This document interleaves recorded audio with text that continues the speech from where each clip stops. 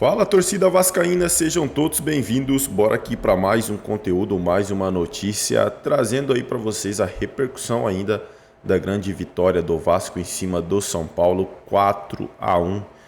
O Vasco realmente se redimiu e muito com a torcida, não tá nada, não passou da crise, não mudou o patamar, mas trouxe um pouco de confiança que precisava para esse elenco.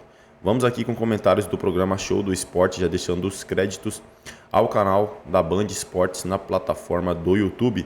Se não é inscrito no canal, torcedor vascaíno, se inscreva, deixe seu like e seu comentário, que isso faz uma enorme diferença pra gente aqui dentro da plataforma. Agora, sem mais enrolação, bora pro conteúdo. Entrava em campo, mas a intensidade do Zubeldia é uma fantástica intensidade. O Zubeldia, ele vive o jogo quase como se ele fosse o 12º jogador. O Zubeldia é um fenômeno porque ele testou. Pouca gente entrou para assistir ao jogo contra o São Paulo. Mesmo assim, o Cruz Maltino goleou. A alegria do vascaíno. Bora. Vasco e São Paulo fizeram um jogo movimentado aqui em São Januário, que não recebeu um bom público. O protesto da torcida vascaína, especialmente das torcidas organizadas, fez com que pouco mais de 5.000 torcedores estivessem aqui em São Januário. Azar dos que perderam essa oportunidade. Afinal de contas, o Vasco venceu o São Paulo por 4-1. Mas o início do jogo foi bastante complicado. Logo aos 10 minutos da primeira etapa, o São Paulo abriu o placar com o André Silva, que cabeceou depois desse belo cruzamento do Rodrigo Nestor. Ainda na primeira etapa, o Vasco conseguiu um empate. Após boa jogada pelo lado direito, Adson tentou tirar do Jandrei e jogou para o meio da área. Igor Vinícius foi impedir o gol vascaíno, mas na hora de cortar, chutou em cima de Alan Franco. Empate vascaíno. Ainda na primeira etapa, Adson voltou a aparecer. Ele serviu o garoto Guilherme Estrela, de apenas 19 anos, e que fez, aqui em São Januário, a sua estreia como titular entre os profissionais. Com muita categoria, ele limpou a marcação e virou o jogo para o Cruz Maltino. No segundo tempo, o São Paulo teve muita dificuldade para furar o bloqueio do Vasco, enquanto a equipe carioca esperava uma oportunidade para sair na boa. E ela veio.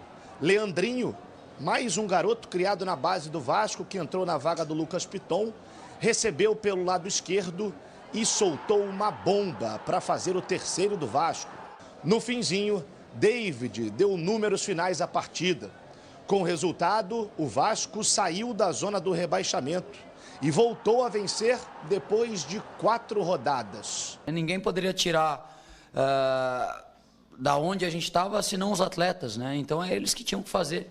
Era mais em cima de encorajar, de ter confiança para tentar fazer, de arriscar e trabalhar para dar certo. Foi o que aconteceu hoje.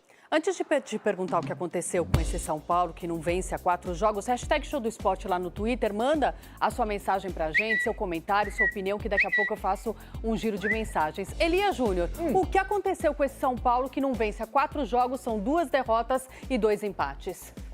Pois é, quando tinham 2 empates e o time estava invicto, todo mundo, 11ª partida invicta, 12ª partida invicta. Quando perde a primeira e perde pro Cuiabá, aí olha, 3 jogos sem vencer. Quando perde agora e perde pro Vasco, 4 jogos sem vencer. E essa é a realidade. É muito difícil chegar mais rápido, parece que um time tem. O que aconteceu no segundo tempo com o Vasco da Gama ontem, parecia que o Vasco tinha 15 jogadores e que o São Paulo tinha 10. E, na verdade, os dois tinham 11. Por quê? Porque essa garotada do Vasco, entrou o quê, ó? Aí é que eu ia chegar nesse ponto com faca na caveira. Faca no dente, entrou faca no dente, entrou correndo, entrou sabendo que era uma oportunidade única, tinha que ter apetite para buscar o prato de comida. Mérito do técnico, que é do Sub-20, conhece a garotada e deu um gás novo nesse time, né? Arriscou. Ele já era o técnico do Sub-20, então ele conhece esses garotos como ninguém. E quando você conhece os garotos como ninguém, você sabe quem é que pode entregar, quem é que pode amarelar, quem é que tem capacidade para te poder fazer a diferença. E foi isso que ele fez. Ele falou, conheço os moleques estão correndo muito, os moleques estão voando, eu vou chegar pro moleque que eu tô acostumado a trabalhar, que eu tô acostumado a treinar e dizer, escuta, Tu vai amarelar só porque vai jogar contra o São Paulo? Não. Professor, pode contar. É assim, a conversa tem que ser meio por aí. Vai amarelar? Não, professor, pode contar comigo. Aí o garoto entra, dribla 2 e faz o gol. Aí ele fala, e aí? É o 02, você vai amarelar, você é o cara, 02. você é o cara. Você vai amarelar? Não vou amarelar nada. Conta comigo. Então, o que eu penso basicamente é isso. A gente tem que entender que no futebol de campeonato brasileiro não tem nada fácil. Por isso é o campeonato mais duro do planeta em termos de campeonato nacional de clubes. Não é o de maior qualidade. Maior qualidade está na Premier League. Eu não estou dizendo nem que o campeonato brasileiro tenha mais qualidade do que a La Liga espanhola. Eu estou dizendo que o treinador que vem para cá é muito duro, ele tem que entender. Veja, a gente estava decantando em prós e versos o Beldia, eu menos, mas a maioria decantando muito o Zubeldia. Aí ele tem 2 derrotas.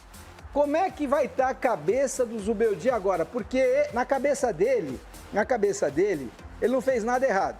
Na minha, ele só piorou o time no segundo tempo. Ele desestabilizou o time do São Paulo, ele fez péssimas modificações, ele desorganizou o time do São Paulo no segundo tempo, ele facilitou a vida do Vasco, tirou que jogou Caleri, no o contra-ataque. Wellington Rato. E aí ele desbalanceou a defesa, entendeu?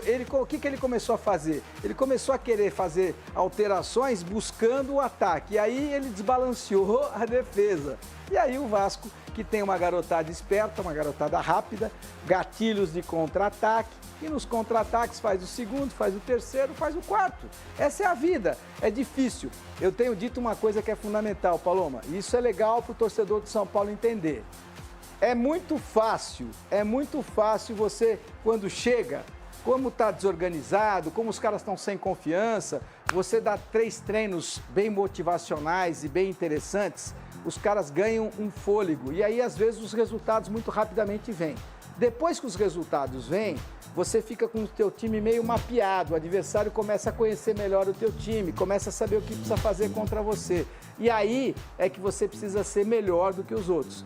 Não me venha falar no Diniz neste momento, que o Diniz não tem nada a ver com a hora do Brasil. Não, o Diniz nós vamos falar dele daqui a pouco, mas o Diniz ele tem uma dúvida cruel que ele precisa aprender e nós vamos falar dele daqui a pouco, que é a seguinte, uma coisa é ter convicção, outra coisa é ser teimoso, mas o Diniz não está na pauta agora não. Quem está na pauta agora é exatamente o São Paulo Futebol Clube e eu acho interessante que você possa chamar a próxima questão aí do São Paulo. Bora lá, olho no...